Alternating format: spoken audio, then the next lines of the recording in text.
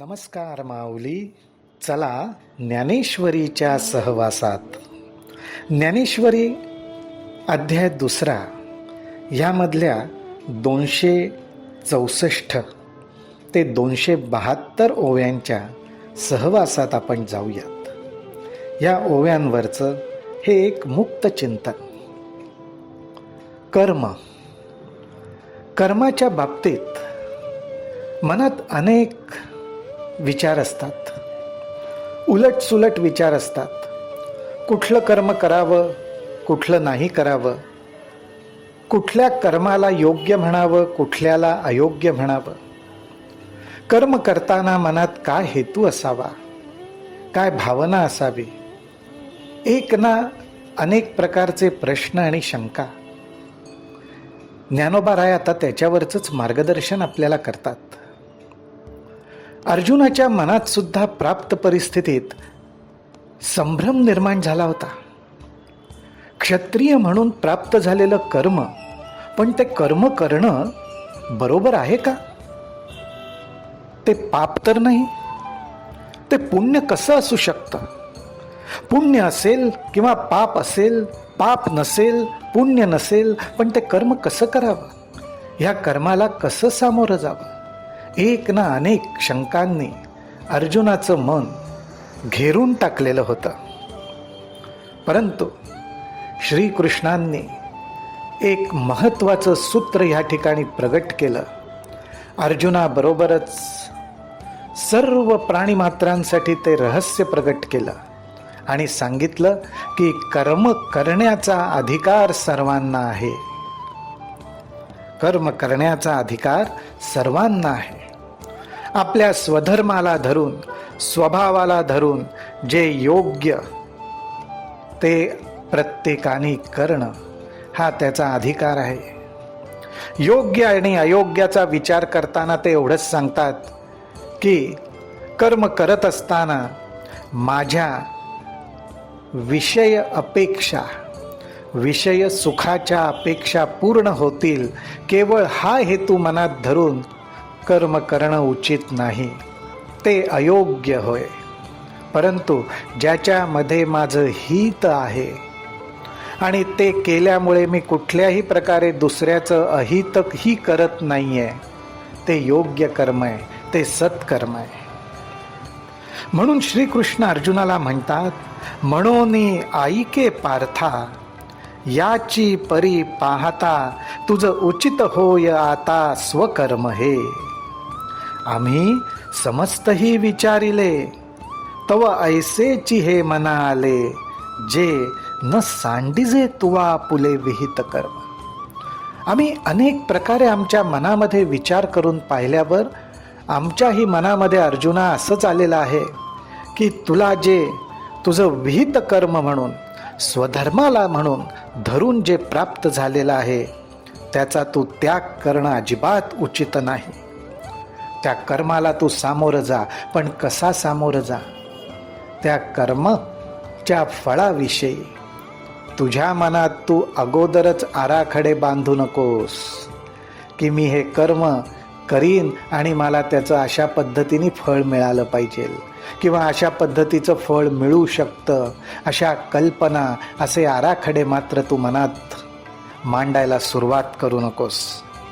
केवळ हे कर्म प्राप्त परिस्थितीत माझ्या वाट्याला आलेलं आहे आणि त्याच्यामध्ये हिताचं जे आहे ते मी करीनच, अशा पद्धतीने जर तू कर्माला सामोरं गेलास तर ते कर्म सत्कर्म ठरतं. परी कर्मफळी आस न करावी आणि कुकर्मी संगती न व्हावी. ही एक अत्यंत सावधगिरीची सूचना या ठिकाणी केलेली आहे की कर्माच्या फळाविषयी मनात इच्छा धरू नकोस. तुला ज्या पद्धतीचं फळ अपेक्षित आहे तो हेतू मनात धरून कर्माला सामोरा जाऊ नकोस आणि कुठल्याही प्रकारे का होईना मला जे आवश्यक वाटतंय ते फळ माझ्या पदरात पडणं आवश्यक आहे म्हणून चुकून कुकर्माची संगती धरशील, अयोग्य कर्म करायला बघशील तर तसं करू नकोस.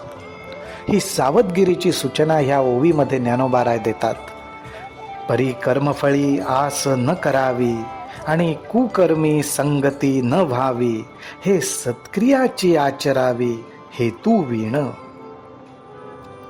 आणि अशा प्रकारे माऊली जे कर्माला सामोरं जातात त्यालाच ज्ञानोबारायांनी योगयुक्त शब्द वापरलेला आहे. एखाद्या गोष्टीशी जुळून जाणं, आपल्यातले स्वभाव विशेष, कला कौशल्य आणि आपल्याला जे करण्यात प्रेम वाटतं, आनंद मिळतो, समाधान प्राप्त होतं, ते मनापासून करावं, ही ती योगयुक्त अवस्था आहे. या अवस्थेमध्ये ते कर्म, ती कृती करण्यात स्वतःला झोकून द्यावं. त्या कर्माचं फळ, त्याची अपेक्षा, ही अपेक्षा म्हणजे कशा प्रकारे, तर मला जे हवं तेच प्राप्त झालं पाहिजे अशा पद्धतीची अपेक्षा. अशा रीतीने कर्मावर चित्त ठेवून कर्म करू नये. अगदी मोकळ्या मनाने आनंदाने करावं. कर्माचं फळ काय असेल, ते कशा पद्धतीने प्रगट होणार असेल, हे परमेश्वरावरच सोपवून द्यावं. तू योगयुक्त होऊनी फळाचा संग टाकूनी, तू योगयुक्त होऊनी फळाचा संग सांडूनी, मग अर्जुना चित्त देऊनी करी कर्मे. चित्त देऊन कर्म कर. ह्या ठिकाणी जो कर्म करणार आहे त्याच्या मनामध्ये काय शंका येऊ शकतात, काय प्रश्न येऊ शकतात, ज्ञानोबाराय ओळखतात. बरं, मी अशा प्रकारे आनंदाने, समाधानाने, उत्साहाने एखादं कर्म करायला सुरुवात करीन आणि ते कर्म पूर्णत्वाला जाईल, यशस्वी होईल. परंतु काही कारणाने ते कर्म अपूर्ण राहिलं तर, किंवा माझ्या हातात नाही अशा काही गोष्टींमुळे, परिस्थितीमुळे त्याच्यात अडथळे आले, तर मी काय करायचं? तर मी त्या गोष्टीचा कसा स्वीकार करायचा? कारण कुठंतरी कर्म करायचं म्हटलं की त्या ठिकाणी अहम, सात्विक का होईना पण तो अहम धरावा लागतो. आणि तो अहम दुखावलाही जाता कामा नये. तो मोकळा राहायला पाहिजे. त्याच्याही मनाला यातना होता कामा नयेत. तर मी कर्माला कसं सामोरं जाऊ?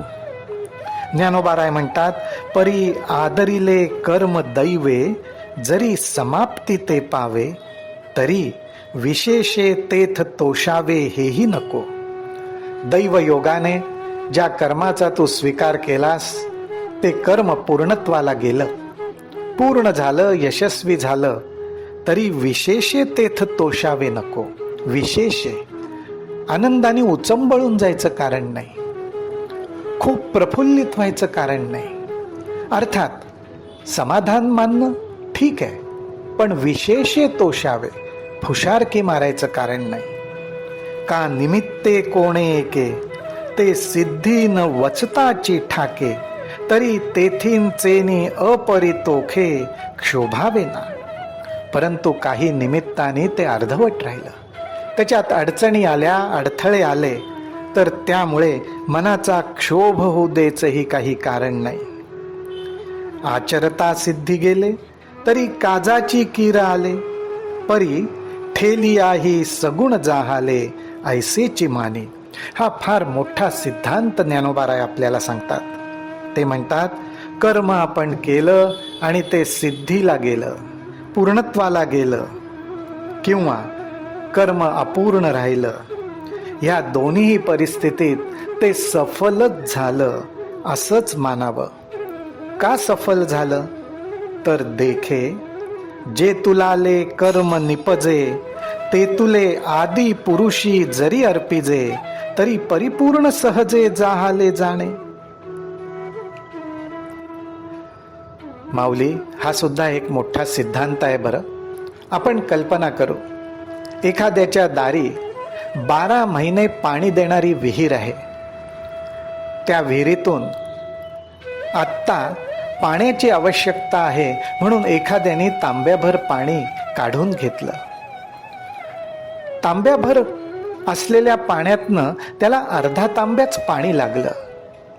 आता उरलेला अर्धा तांब्यातलं पाणी टाकून कशाला द्यायचं? अर्धाच तांब्या आहे, अर्धवट भरलेला आहे असं म्हणून त्यांनी ते पाणी परत त्या विहिरीमध्येच ओतून दिलं.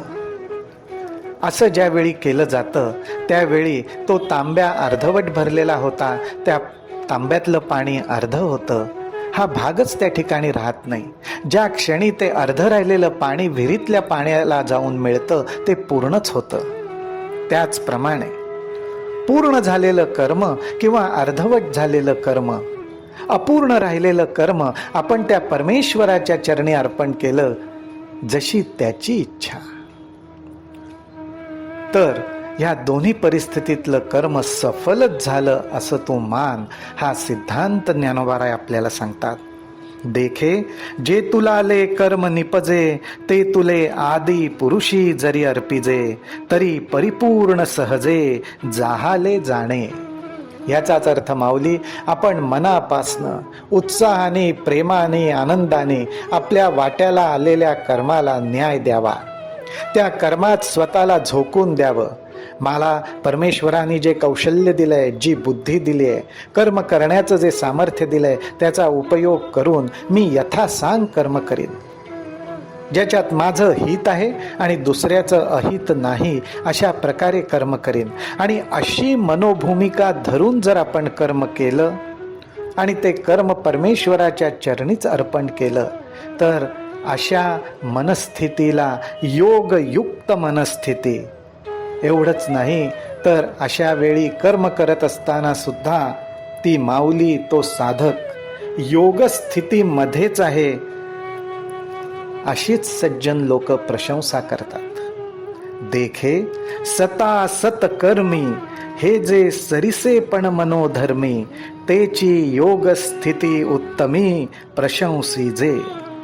अशा रीतीने पूर्ण, अपूर्ण किंवा अर्धवट राहणाऱ्या कर्माच्या ठिकाणी मनाची समअवस्था ठेवून आपण ते कर्म करत परमेश्वराच्या चरणी अर्पण केलं तर त्याची योगस्थिती म्हणूनच सज्जन लोक प्रशंसा करतात.